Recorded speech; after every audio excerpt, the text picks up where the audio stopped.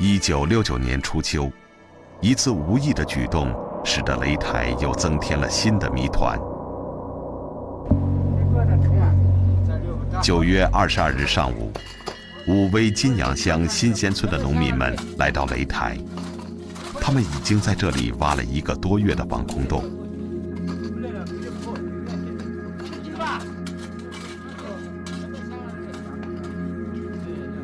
村民蔡耀当时就在挖土的人群中，他回忆说，挖到9米多深时，镢头打到了什么硬物上。你这晚上我从把土倒不了去，破掉嘛就起了这房子，起了就破开嘛就碰到那土都破不说什么，快就不看话的怎么就慢了，是咋的？给到往回到大了全部都看，有这个下子的。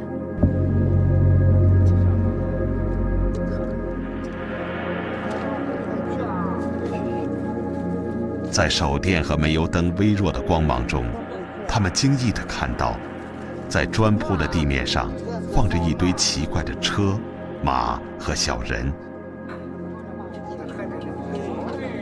所有东西上面都有一层厚厚的绿锈，拿在手里沉甸甸的。大家七嘴八舌地议论，这一定是铜做的。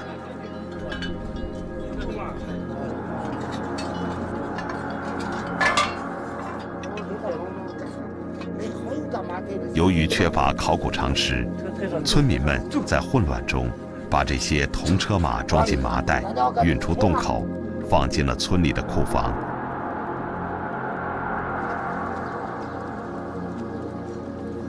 当时在武威文化馆工作的党寿山成为这一事件的主角。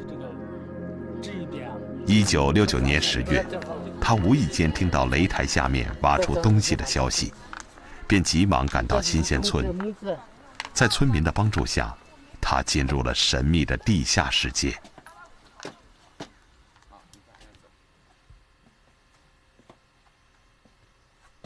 凭着多年从事文物工作的经验，他马上判断出，这是一处古代的墓葬。钻到那个洞里面一看以后啊，哎呀，满地都是铺地墙，手这么一蹲下以后，手这么一碰，就是忙忙一碰，规模有那样大，铺地墙有那么多，里面还有一些陶器，还有陶雕镂样。作为一个文物工作者，发现这样规模的墓有这么多这个铺地墙，这是很难讲到的。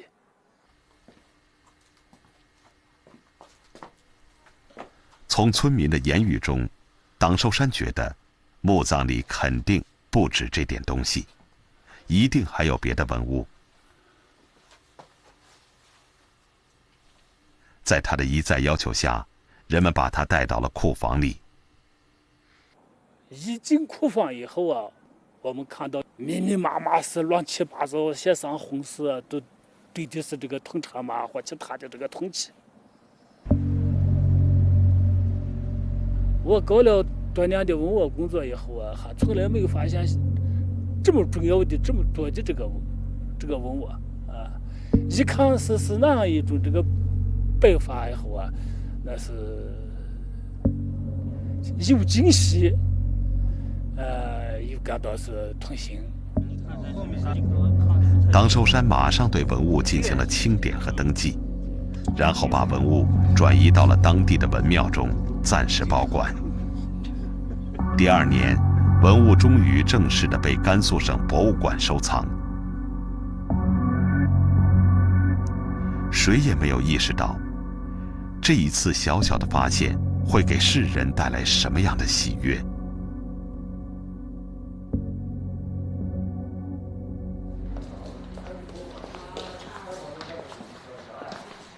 清理的结果，擂台墓一共出土了231件文物，有金银玉器、陶器和铜器。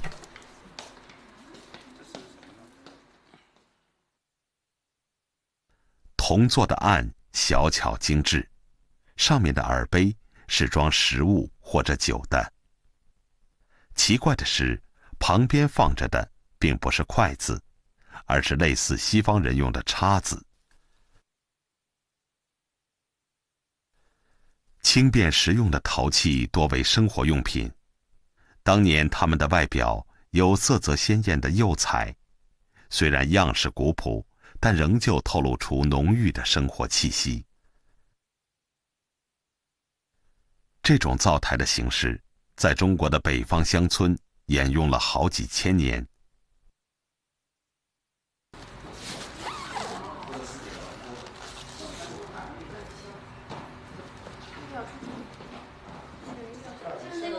最大的收获是99件车马铜器，包括38匹马、1匹牛、14辆车、17件武士俑、29件奴婢牵马俑。看起来，他们是一支有着互相联系的队伍。但是，由于车马排列的顺序已经被打乱，人们只能根据史料记载和零星的回忆，重新安填的擂台修建起了一座公园。虽然公园里有了现代化的设施和西式的喷泉、草坪，但它最特异的景象，还是放大了6倍的车马队复制品。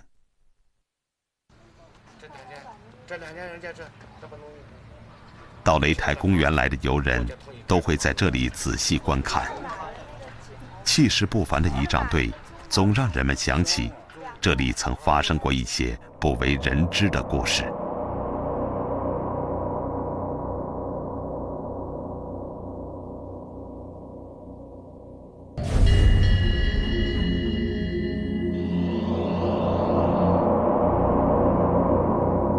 就在不远处的擂台下，还有另一个奇妙的世界。现在我们参观这座墓葬呢，就是一出土我们中国刘标志马踏飞燕的墓葬了。整个这个墓的结构呢，它分为墓道、东道、前室、中室、后室5部分组成。长长的墓道、甬道和墓室，组成了一个深远的长廊。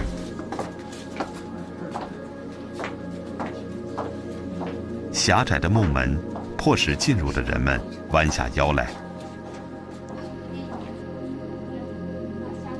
为了防止墓葬坍塌，后来专门用钢筋混凝土和钢架对墓室进行了全面的加固。虽然已经打开30多年，但里面似乎仍旧保留着什么秘密。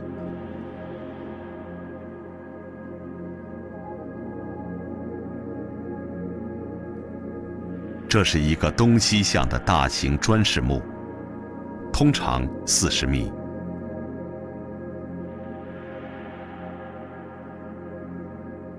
现在呢，您经过的这道呢就是墓道，在偏离墓道旁边呢有一口非常奇特的水井，你可以看一下。这口井呢，它一直通往擂台上边，但这口井从这个井口往下呢，它有6米多深。你们仔细看一下，有一种非常奇特的现象，就扔下去东西呢，它看上去会明显的放大。没东西了。好的，谢谢啊。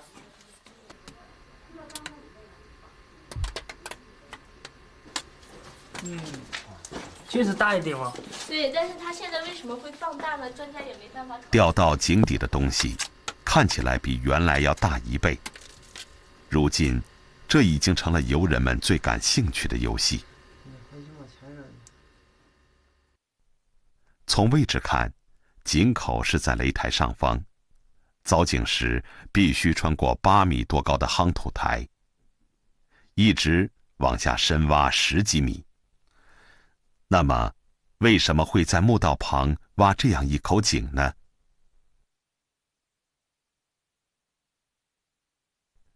有人认为，其实这口井和墓葬并没有什么必然联系，只不过是后来雷祖庙的僧侣为了生活用水而修建的。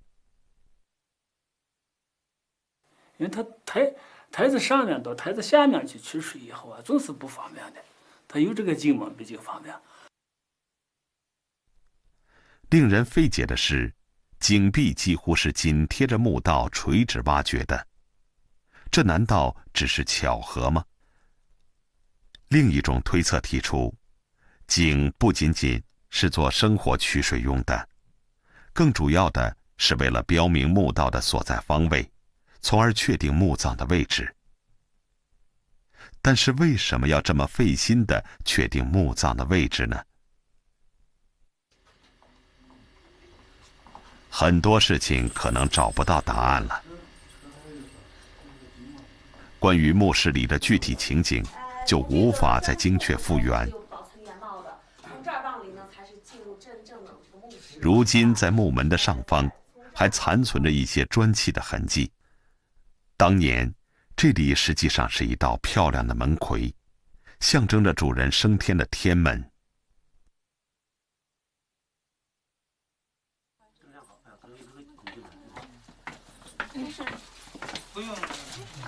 穿过天门就是甬道和前室。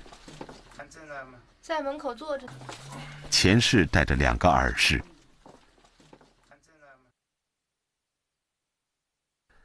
根据回忆，当时车马队的一部分就放在这个南耳室里。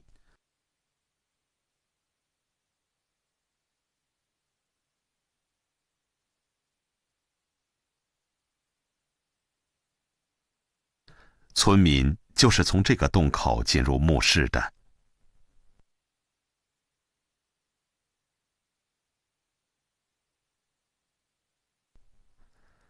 墓葬刚打开时，墓室的墙壁上还描绘有红色的图案，但渐渐的色彩风化了。如今，我们只能在中室和后室的墓顶上依稀看到莲花的图案。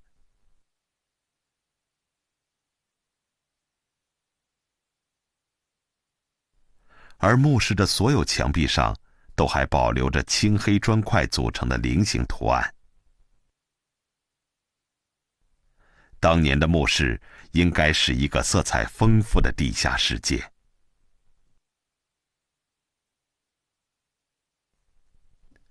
墓葬的最西端是象征主人卧室的后室，如今里面还放着4个敦实的文物复制件。它们用石头雕刻成乌龟的样子，但它们并不是普通的乌龟，而是龙的儿子，专门负责驮重物。在这里，他们曾经驮过墓主人的棺木。后室里面有棺木，这个棺木也别是这个，都给抛在一旁啊。除过有一块这个人的大腿骨，和这个放这个棺木的4个乌龟以外，在其他迹象都看不到了。究竟发生过什么事情？为什么尊贵的墓主人连遗体都没有保存住呢？是仇人还是贪婪的盗墓贼？当年人们进入墓室后，曾在墓门和中室发现过2个盗洞。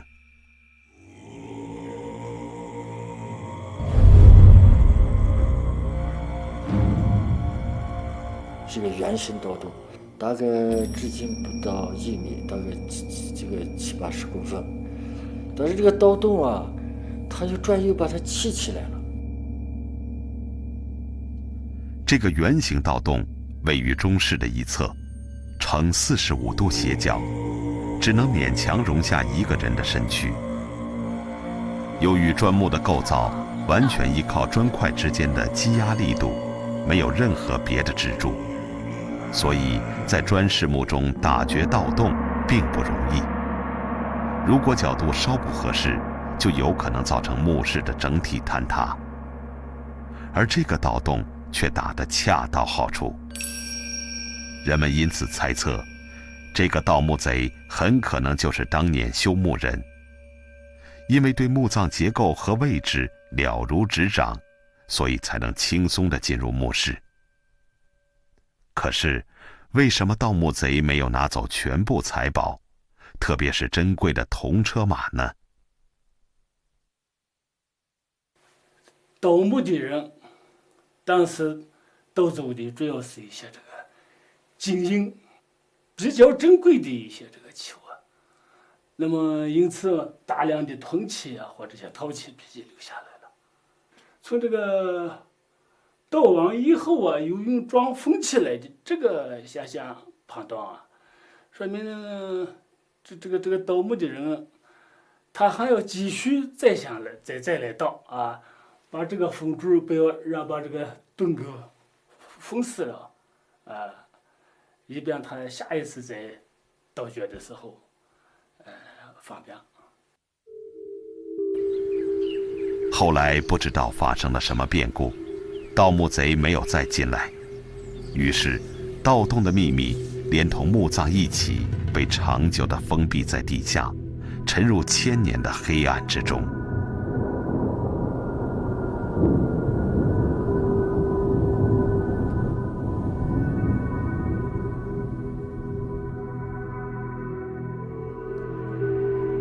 就在雷台墓发现27年后，1996年春天，早就归于平静的雷台忽然又出现了一点骚动。由于雷台上面出现塌陷，在修整时意外地发现了另一座古代墓葬，位置就在前一处墓葬北面几十米远的地方，和长条形的1号墓平行排列。人们充满期待，会不会再出土一个新的仪仗队？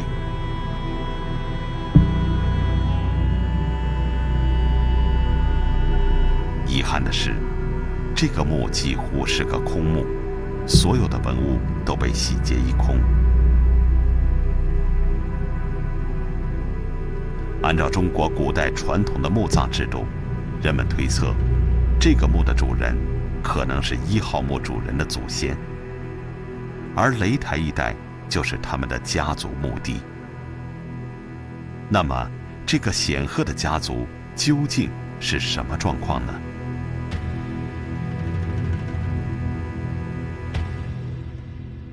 根据1号墓铜马和铜人的铭文记载，墓主人姓张，而在张姓之前还有一些意义不太明确的修饰语，可能是说明主人的官职。有人据此推测出了墓主人的身份。我是主张是县，这墓主人是县长，因为马的这个名呢是比较可靠的啊。这8匹马的这个名呢，他的这个官位啊，是张院长啊，县长的这个爵位，最起码他就是他最提任到这个左旗前人。在1号墓前室出土了这样一件物品，用陶制作的院子模型，只有1米多高，由23个可以拆卸的部件组成。楼院四周有围墙，四角修有2层角楼，严密地守护着中央的楼阁。这样一个戒备森严的院落，难道是县长的宅地吗？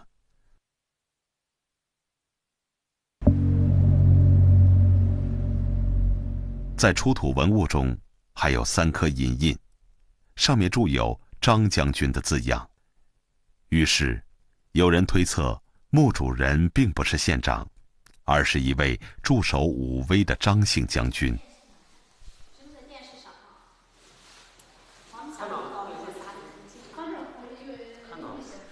不管是县长还是将军，首先需要确定的是墓葬的年代。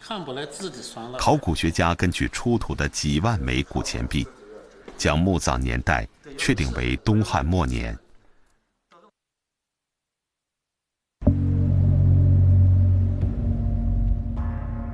东汉末年，中国社会实际上被贵族控制，少数的名门豪族拥有绝对的政治优势，重要的官职往往由他们世袭。根据史书记载，当时武威一带最有势力的家族之一为张姓，这印证了墓中的铭文记载。可是，关于墓葬的年代又有了新的说法。前不久又有人提出来，同意魏晋时期的墓葬的这个说法啊。他的这个理由就是这个这里面发现有的那个小屋柱啊，这个屋柱的柱子是这个是没有金字旁，说这是魏晋这个时候啊是才有的这种货币。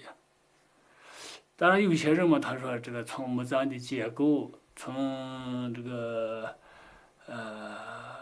出土的一些文物上来分析嘛，看来也是这个魏晋时期的墓葬。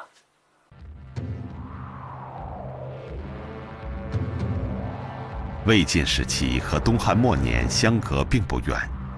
公元220年，地方军阀废除了东汉最后一个皇帝，自己称帝，建立魏朝。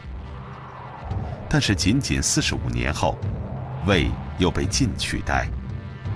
中央王朝的衰落，进一步导致了地方豪族势力的扩张。后来，武威的张姓家族自行建立了地方王国前凉国，都城就设在武威。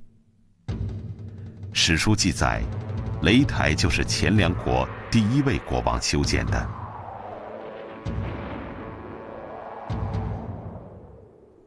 那么，擂台墓的主人和前凉国有什么样的联系呢？他会不会就是前凉国国王的祖先呢？几十年来，墓主人的面目仍旧扑朔迷离。至今唯一可以确定的是，他属于武威的张姓豪族，可能担任过驻守武威的将军。一个在地方上势力强大的将军，出行时肯定很有气派，拥有一个仪仗队也就不足为奇了。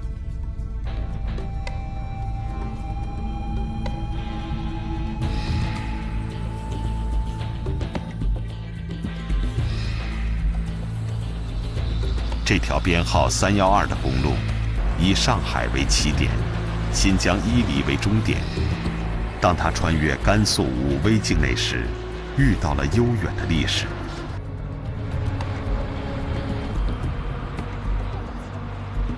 现代的高速公路和古代的军事设施在这里形成了一个有趣的交叉，而这种交叉其实早就存在。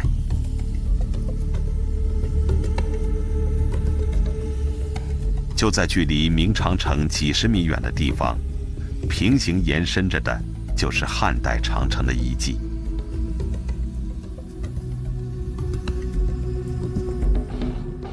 甘肃在古代是华夏民族抗击北方游牧民族的边关地区，秦长城从这里通过，汉武帝又在这一带修建了更为坚固的汉塞。即使这样，残酷的战争仍然经常爆发。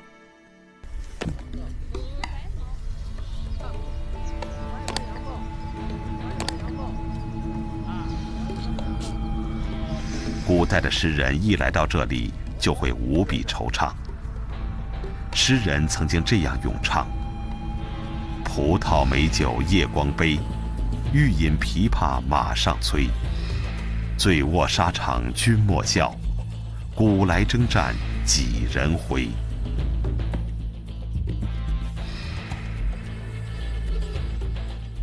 岁月流逝，如今的甘肃一片安宁，但是历史的印记却格外清晰。历史和现实在这里分不清彼此。对武威的农民来说，像擂台这样的发现并不是太新鲜。擂台墓在1969年出土后，并没有引起太多的关注。直到2年后的一天，机遇出现了。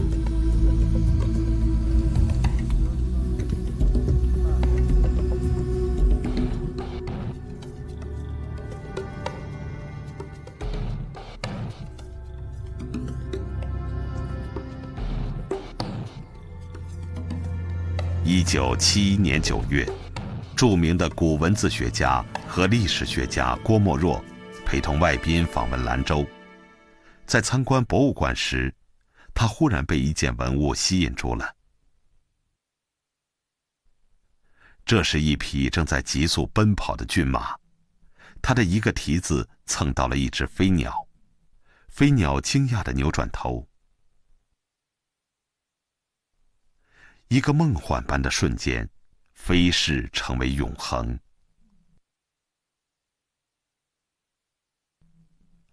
曾经见过无数珍贵文物的郭沫若被深深地打动了。他惊讶于雕塑无可挑剔的形体、生动的姿态以及完美的平衡感。郭老啊，他看了以后啊，就是这个铜奔马这个擂台这一匹铜器是非常重要。好，他就座谈时候他说：“这个我回去以后啊，一定啊，这个国家文物局讲，这个现在北京正在搞普通文物展览。”这个要把甘肃的这个擂台项目也加进去。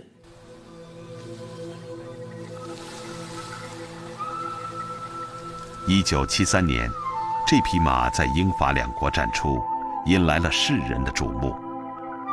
从此，铜奔马进入了人们的视线，引起了很多人的兴趣。关于奔马的研究一度成为热门，人们都想知道它究竟是一匹什么样的马。有人说它其实是传说中的神马，是艺术家加工和想象出来的，根本不可能在现实生活中存在。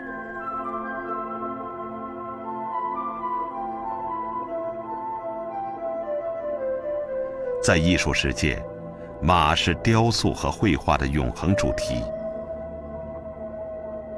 中国现代最杰出的画家之一徐悲鸿，他最为世人称道的绘画作品就是《奔马图》。他笔下的骏马精神抖擞，豪气勃发，但他们并不完全出于画家的想象。徐悲鸿为了更好地传达马的神采，曾专门到西北地区写生。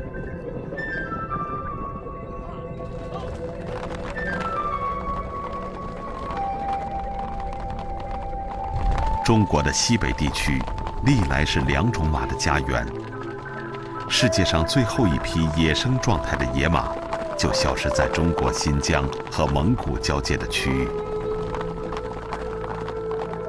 如果这匹马来源于现实，那么它是什么品种的马？是谁培育了它？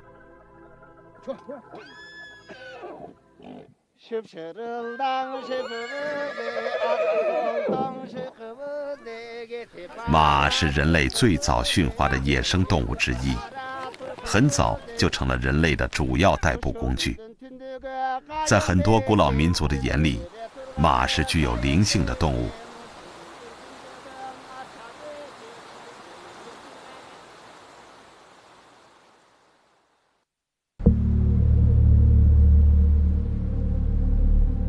在中国古代，马往往被当作显赫的财富为主人殉葬。不少贵族的墓葬都有专门的驯马坑，埋葬着数以百计的战马。在冷兵器时代，马是最重要的战争用具之一。战马的性能是部队作战能力的重要保障。中国第一个皇帝秦始皇对马匹有着特别的爱好。据说，他的崛起得益于他的人民善于饲养战马。大概秦始皇舍不得杀掉那么多的好马，于是无数的陶马作为替代被埋入地下。这些和真马一样大小的陶马，是那时中国人最好的马。秦代的那个陶俑啊，出来的马呢，都是四肢粗短，躯干也比较短啊，能够这个脖子也短，但是吃苦耐劳，可是呢速度不快。它的这个体型基本上还是适合于晚用，晚晨兼用，就是一方面拉车，但也可以用于骑乘，它是这样的，但是它更偏向于晚的这个方向。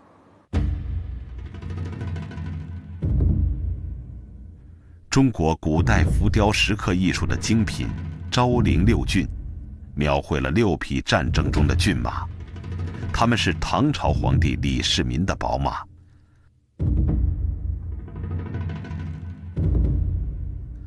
从形体上看，昭陵六骏中的几匹马和铜奔马有几分相似，它们都显得身材匀称，腿部细长，和秦始皇的陶马有明显的不同。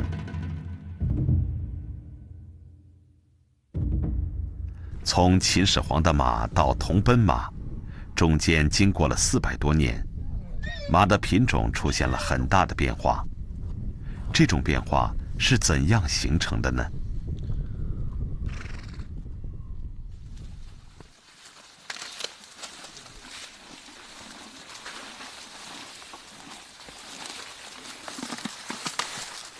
中国人的养马技术在西汉年间达到了新的境界，新的品种出现了，而这一切都归功于中国历史上最著名的皇帝之一汉武帝。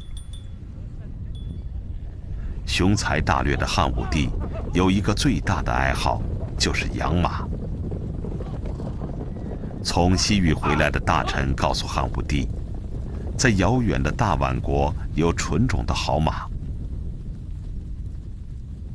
爱马的皇帝立即派出使者，用同等大小的金马购买大宛国的马。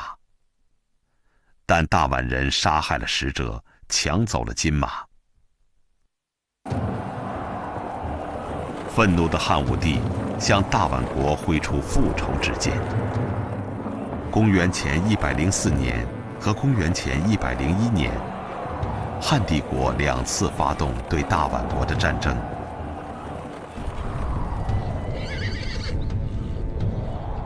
在强大的汉军面前，大宛国不得不采取了议和的策略，送给汉军几十匹种马和几千匹公母马。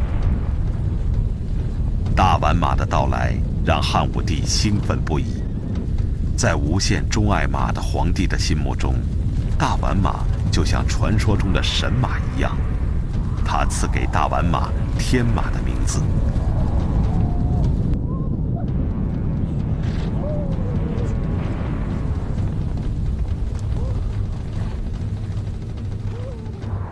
那么，这匹铜奔马是不是就是汉武帝心目中的天马大宛马呢？畜牧专家从马的奔跑姿态上得到了新的启发，它的3条腿都腾跃在空中。令人吃惊的是，它同一侧的2条腿同时朝着一个方向腾起，这在一般的马奔跑中是看不到的。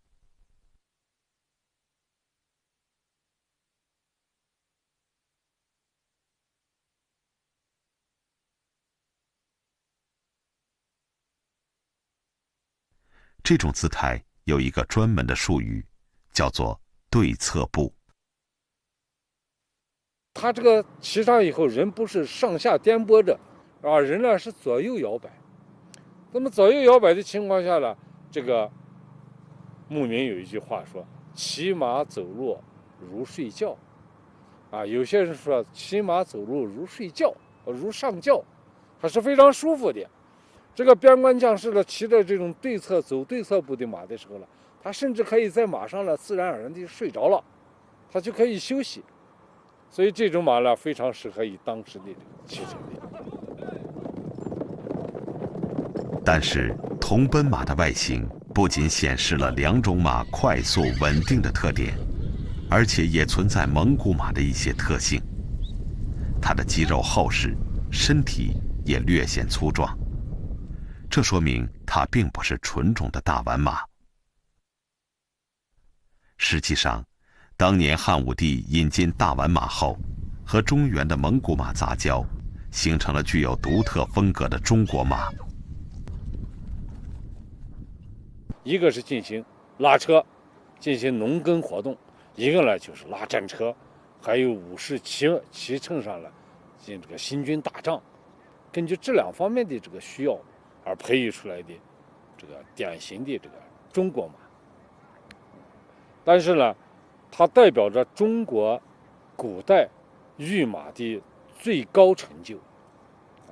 它把两种完全在体型上不相同的马呢结合在了一起。古代武威一带是马的培育基地，凉州马就是中国马中非常出色的代表。有专家认为，铜奔马就是凉州马的经典形象，矫健、威武，集速度和力量于一身，展现了马的全部优点。就像马的模特一样，是中国人心目中最完美的马。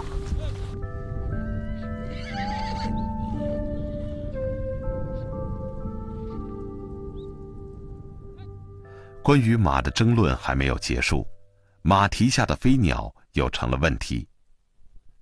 当年郭沫若一眼认定这只鸟是燕子，因此他为这件雕刻取名“马踏飞燕”。但是细心的人却看出破绽来了，这只鸟的尾巴几乎是方形的，不像燕子，倒更像乌鸦。还有人则认为这是鸟中之王鹰。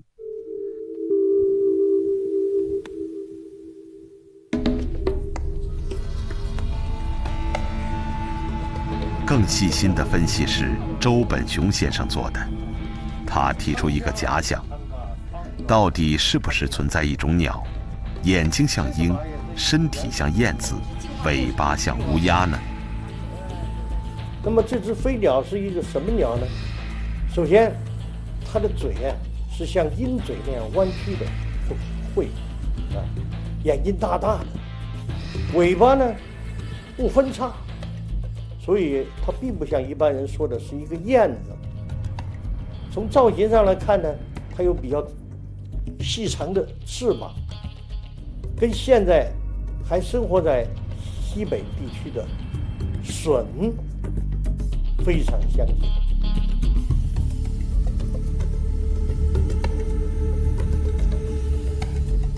所以我认为呢，在这个铜奔马的脚下呢，踏的是一只游隼，一种小型的鹰。人们对这种小型的鹰呢，常常把它驯化成为一种猎鹰，一直到现在还有。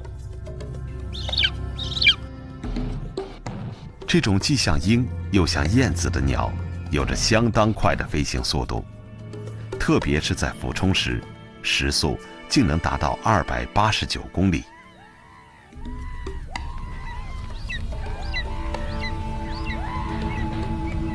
在西北地区，人们至今仍然训练燕隼来捕猎狐狸等小动物。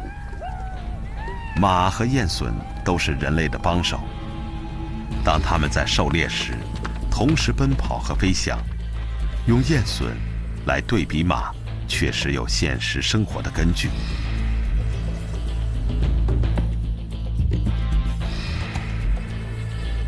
尽管各种争论还在继续，但这座雕像现在更多的被叫做马踏飞燕。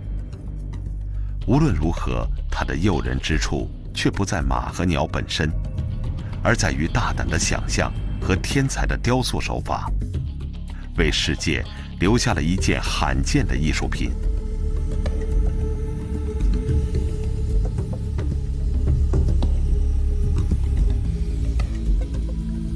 1984年，当中国国家旅游局准备确定中国的旅游标志图形时，马踏飞燕在众多的文物中脱颖而出，和长城、大熊猫一起入选。当时呢，我们在选择这个方案的时候呢，觉得呢它的意义呢，可能比这个长城啊，这个和这个熊猫更好一些，因为铜奔马呢是代表奔腾的发展的中国旅游业啊，这是一个。第二个呢，就是这个它有中国的悠久的历史文化啊，它是一个文物，所以呢，就是最后呢选中呢就是选择了同门马。